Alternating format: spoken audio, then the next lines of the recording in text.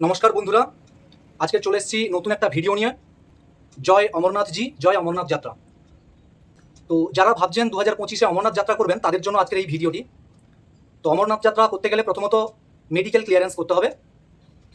পশ্চিমবঙ্গে যে সমস্ত মেডিকেল কলেজ বা হসপিটাল থেকে এই ক্লিয়ারেন্স পাওয়া যাবে তার একটা লিস্ট আমি আপনাদের ডেসক্রিপশন বক্সে দিয়ে দেবো। তো আমি চলে গেছিলাম Kharagpur SD hospital, sub divisional হসপিটালে 10টার সময় চলে গেছি। হসপিটালে আসার পর প্রথমে ওপিডি সেকশনে গিয়ে 2 টাকা দিয়ে ওপিডি পেশেন্ট কার্ড সংগ্রহ করলাম। এটা হচ্ছে ওপিডি পেশেন্ট কার্ড, যেটা 2 টাকা দিয়ে কালেক্ট করতে হয়। তারপর আমরা চলে গেলাম রেকর্ড সেকশনে।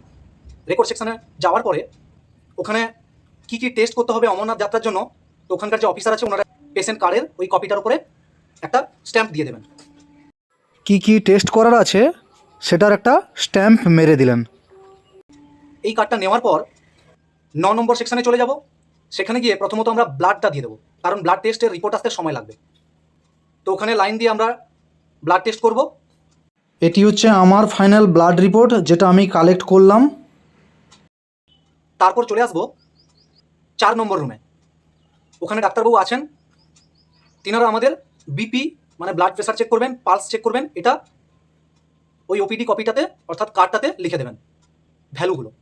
তো আপনারা কেউ তাড়াহুড়ো করবেন না, দৌড়ঝাঁপ করে এসছেন, হঠাৎ অনেকটা রাস্তা হেঁটে এসছেন, এরকম অবস্থাতে আপনারা সঙ্গে সঙ্গে চেক করাবেন না, একটু রিল্যাক্স হবেন। তাতে কি হচ্ছে, স্বাভাবিক যে নর্মাল ভ্যালুগুলো সেটাই আসবে। না হলে আপনাদের যদি দৌড়ে আসেন বা হেঁটে আসেন বা সাইকেল চালিয়ে আসেন, তখন ওই ভ্যালুগুলো স্বাভাবিকের থেকে অনেকটা বেড়ে যাবে, তো তখন আনফিট হয়ে যেতে পারে। এটা হচ্ছে আমার বিপি এবং পালস ভ্যালু, যেটা প্রবলেমের জন্য রিচেক করা হয়েছিল। তো তারপরে চলে আসবেন অপারেশন থিয়েটার রুমে। তার পাশেই রয়েছে ইসিজি করার জায়গা। তো ইসিজি রুমে গিয়ে আপনারা ইসিজি করাবেন এবং তার রিপোর্টটা আসতেও প্রায় 1 ঘন্টা মতো দেরি করতে হবে। ইসিজির পরে আপনারা চলে আসবেন 15 নম্বর রুমে, যেখানে ইউএসজি এবং এক্স রে করা হয়। তো আপনারা এক্স রে রুমে গিয়ে আপনাদের চেস্ট এক্স রেটা করবেন। চেস্ট এক্স রে করে নেওয়ার পরে এক্স রে কপিটা যখন আপনারা পেয়ে যাবেন, ব্লাড টেস্ট করা যে হয়েছে তার রিপোর্টটাকে এরপরে সংগ্রহ করবেন। একই দিনে পেতে পারেন কিংবা পরের দিনও পেতে পারেন। সংগ্রহ করে এরপরে 5 নম্বরে গিয়ে যে মেডিকেল অফিসার আছে, মেডিসিন ওপিডি যেটা বলে, সেই জায়গাতে চলে যাবেন। উনি সমস্ত রিপোর্ট দেখার পরে সব যদি ঠিকঠাক হয় তাহলে উনি ফিট ফর অমরনাথ যাত্রা এরকম করে ওই যে পেশেন্ট কার্ডটা আছে সেই কার্ডে লিখে দেবেন। তো মেডিসিন অফিসার সমস্ত ডকুমেন্ট চেক করার পরে ফিট ফর অমরনাথ যাত্রা লিখলেন। আপনি এই কার্ডটা সংগ্রহ করার পরে সমস্ত ডকুমেন্টগুলো নিয়ে আবার চলে যাবেন রেকর্ড সেকশানে। রেকর্ড সেকশানে যাওয়ার আগে সিএইচসি যে ফর্মটা, অর্থাৎ কম্পালসারি হেলথ সার্টিফিকেট যে ফর্মটা আছে অমরনাথ যাত্রার জন্য, ওটা আপনারা ফিল আপ করবেন।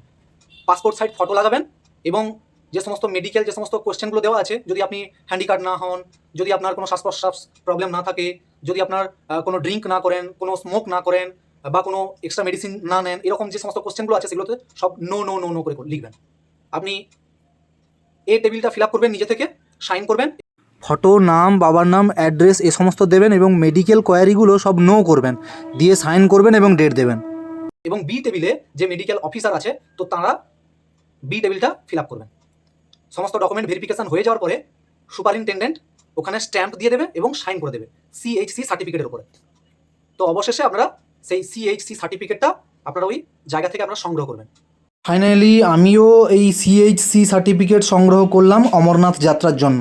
এরপরে এই সার্টিফিকেটটা নিয়ে আপনারা একটু ওয়েট করবেন, অনলাইনে কিংবা অফলাইনে যখন অমরনাথ যাত্রার রেজিস্ট্রেশন হবে, তো সেই রেজিস্ট্রেশনটা করতে পারবেন। তো বন্ধুরা, আমি আপনাদের যতটুকু পারলাম ইনফরমেশান দিলাম। তো আপনাদের এই ভিডিওটা কেমন লাগলো? যদি আপনাদের কোনো সাহায্যে এই ভিডিওটা কাজে লাগে তাহলে কেমন লাগলো আমার এই ভিডিওতে আপনারা কমেন্ট করে জানাবেন। যদি পারেন অমরনাথ যাত্রী তাদেরকে আমার এই ভিডিওটা শেয়ার করবেন। নমস্কার বন্ধু, আমার চ্যানেলটাতে অবশ্যই সাবস্ক্রাইব করবেন, তাতে আমি পরবর্তীকালে আবার এরকম একটা ভিডিও বানাতে উদ্বুদ্ধ হব। জয় অমরনাথজি, জয় অমরনাথ যাত্রা। ওম নমঃ শিবায়। ভালো থাকবেন আপনারা। ফিরে আসছি নতুন একটা ভিডিও নিয়ে।